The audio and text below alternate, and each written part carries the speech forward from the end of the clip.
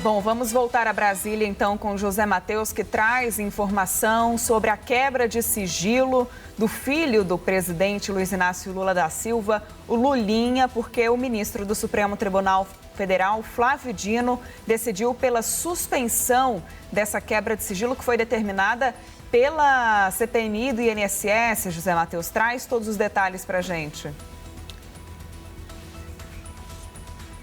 Isso, Marina, informação que chegou agora há pouco aqui para o SBT News. O ministro Flávio Dino, do Supremo Tribunal Federal, estendeu aquela decisão inicial que ele havia dado para anular a quebra de sigilo da empresária Roberta Luxinger a outras pessoas que fizeram essa solicitação ao Supremo Tribunal Federal. De acordo com a decisão do ministro Flávio Dino, foram 6 petições com essa solicitação e entre essas petições estava a da defesa de Fábio Luiz Lula da Silva, conhecido como Lulinha, que teve a quebra de sigilo bancário e fiscal aprovada pela Comissão Parlamentar de Inquérito no Congresso Nacional, CPMI, Comissão Parlamentar Mista de Inquérito, que apura as suspeitas de fraudes no INSS. Portanto, o ministro Flávio Dino estendeu essa decisão. A gente já tinha trazido aqui na programação do SBT News ao longo do dia de ontem que isso seria uma tendência de acontecer, porque o mandado de segurança, que é o tipo processual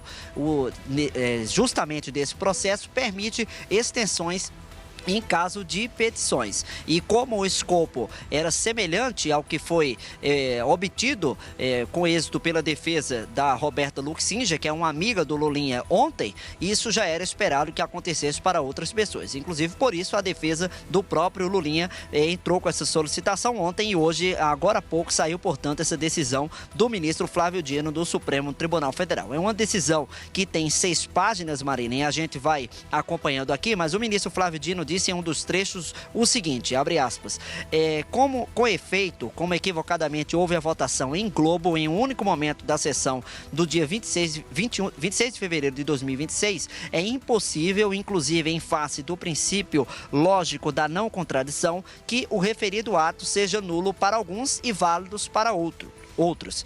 Tal situação geraria insegurança jurídica e intermináveis debates, tanto na seara administrativa quanto na judiciária, com altíssima probabilidade de desconsideração das provas colhidas no relevante inquérito parlamentar, fecha aspas. E qual foi a argumentação central do ministro Flávio Dino ao fazer a anulação da quebra de sigilo de Roberta Luxinger? Ele repete agora, é que houve uma votação em globo de quebra de sigilo na sessão da CPMI de 26 de fevereiro. Foram vários sigilos quebrados e aí o ministro Flávio Dino entendeu o seguinte, que não havia a fundamentação necessária de caso a caso, de uma forma individualizada por parte dos parlamentares do Senado Federal e da Câmara dos Deputados, já que esse é um colegiado misto.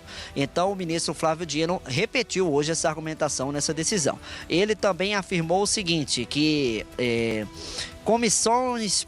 a Comissão Parlamentar Mista de Inquérito deve, se desejar, fazer uma nova deliberação, que é algo que ele já havia dito na decisão de ontem, para fazer de forma individual uma análise. Ele disse que nada impede a CPMI de fazer uma nova votação e realizar essa quebra de sigilo. O ministro Flávio Dino também diz o seguinte, abre aspas, esclareço que a decisão de ontem e a presente decisão não tem qualquer relação e não invalidam quebras de sigilo efetuadas na investigação da Polícia Federal sob supervisão do Supremo Tribunal Federal em procedimentos próprios. Com essa decisão, todas as petições já protocoladas perdem o objeto e são desnecessárias outras similares de demais interessados, evitando-se o indesejável efeito multiplicador. Portanto, essa decisão, pelo que diz aqui o ministro Flávio Dino, vale para essas pessoas que tiveram a quebra de sigilo decretada em globo nessa votação no Congresso Nacional. O que eu quero dizer quando eu falo em globo, para deixar claro para os telespectadores do SBT News compreenderem? É uma votação de uma forma em grupo, agrupada, de várias quebras de sigilo. Então é isso que decidiu o ministro Flávio Dino e já era uma tendência, como a gente vinha falando ao longo da programação do SBT News. Marina e Celso.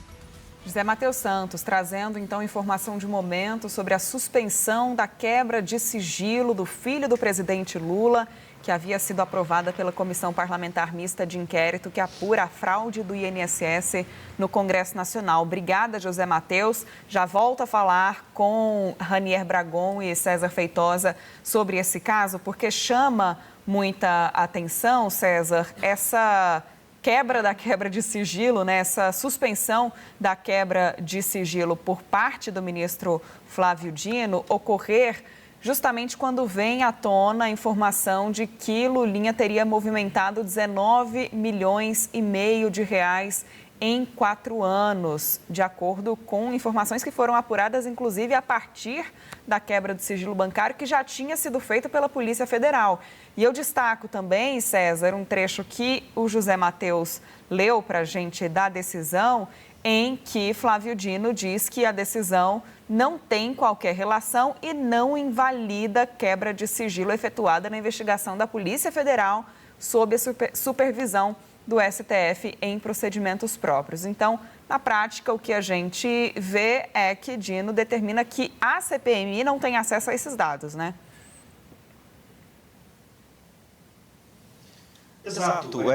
Como você bem disse, a CPMI recebeu ontem essas quebras do sigilo de Lulinha. Ainda havia alguns outros documentos que deveriam chegar, por exemplo, relatórios de inteligência financeira produzidos pelo COAF. Aparentemente, isso não chegou a tempo na CPMI, mas o procedimento agora vai ser enviar todo esse material para a presidência do Senado para que seja feita, portanto, a inutilização. Então, por mais que essas informações agora sobre Lulinha, esses quase 20 milhões de reais movimentados durante esses 5 anos e as informações que começaram a surgir com base nessa quebra de sigilo, nesses dados da Receita Federal sobre o filho do presidente, nada disso, pelo menos por hora, pode ser utilizado para fins de indiciamento ou mesmo essas informações também não podem ser utilizadas para formulação de novos requerimentos para, por exemplo, a convocação do filho do presidente para prestar os esclarecimentos. Mas o Dino ele tem sido muito claro nessa decisão de hoje e na decisão de ontem também sobre a amiga dele, de Lulinha, a Roberta Luxinger, que era uma lobista, empresária, que também teria relações próximas com o careca do INSS, de que novas quebras de sigilo contra esses mesmos alvos podem ser feitas pela comissão. Basta que seja apresentado um requerimento e que a votação seja individual de cada requerimento e seja feita, portanto, uma análise e discussão do mérito dessa quebra do sigilo.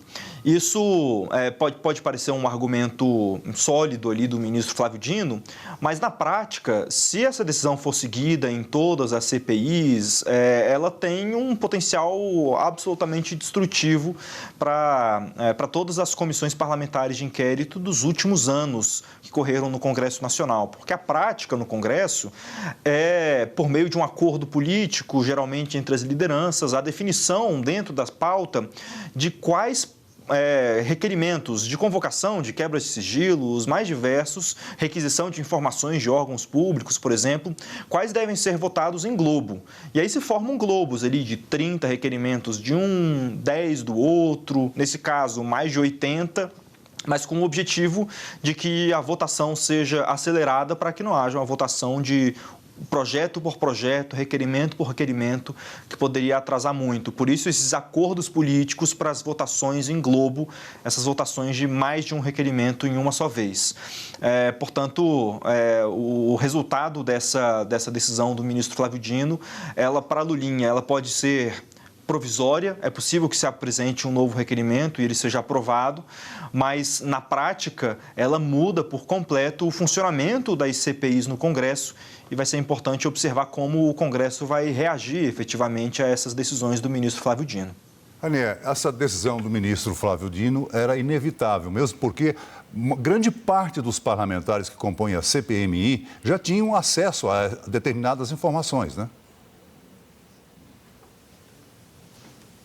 É isso, Celso. Como o César falou, na teoria houve a proibição, houve a invalidação da quebra, mas na prática ela está noticiada aí por praticamente todos os órgãos de imprensa, né? Há a informação de que houve essa movimentação de cerca de 20 milhões de reais em 4 anos.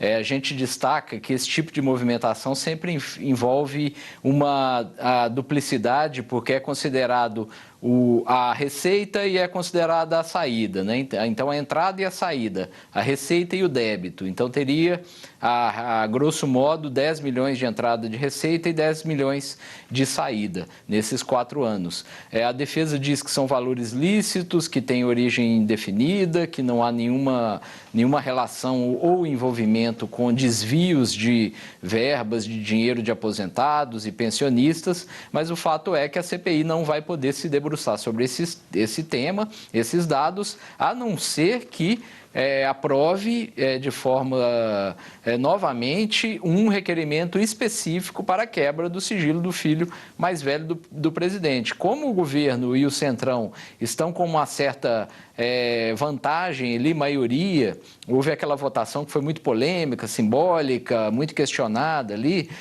pode ser que eles consigam manter a blindagem do filho mais velho do presidente, como já ocorreu em outras ocasiões. Apesar de o Congresso estar inviabilizado nesse ponto, a própria decisão do Dino deixa claro que não poderia ser de outra forma também, que a quebra do sigilo do Lulinha, ela permanece válida no Supremo Tribunal Federal sob a relatoria do ministro André Mendonça. Então, apesar de o Congresso estar com as mãos atadas nesse ponto, o Supremo continua investigando e ali tem as condições, obviamente, para determinar se houve ou apontar indícios ali se houve algum tipo de desvio, nesse caso do escândalo do INSS ou não. É isso, Ranier, César, a gente, claro, segue de olho nesse assunto e aguardando também a manifestação dos integrantes da CPMI que com certeza não receberam muito bem essa notícia. Claro que o espaço está aberto, a gente volta a se falar logo mais.